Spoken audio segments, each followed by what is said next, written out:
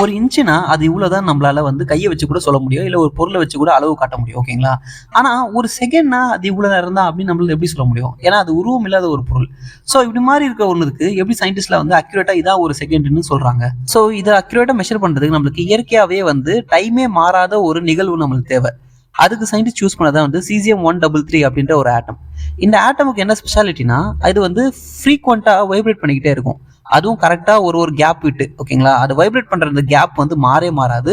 அது கரெக்டான ஒரு இடைவெளிக்கு நடுவில் வந்து வைப்ரேட் பண்ணிட்டே இருக்கும். ஸோ இந்த ஒரு கான்ஸ்டன்டான கேப் இருக்கு பார்த்தீங்களா, இதை வச்சு நம்ம ஒரு செகண்டை மெஷர் பண்ணலாம் அப்படின்னு சொல்லி சயின்டிஸ்ட்லாம் முடிவு பண்ணாங்க.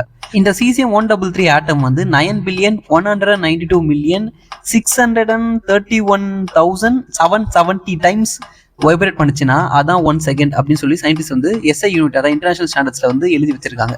ஸோ இது வந்து நம்ம யூனிவர்ஸ்ல எங்க போய் அந்த cesium-133 வந்து மெஷர் பண்ணாலும் கரெக்டா இத்தனை வாட்டி வைப்ரேட் ஆச்சுன்னா அது 1 செகண்ட் நம்மளால சொல்ல முடியும். ஸோ இது போல இன்ட்ரெஸ்டிங்கான வீடியோஸ்க்கு ஈன சேனலை மறக்காம ஃபாலோ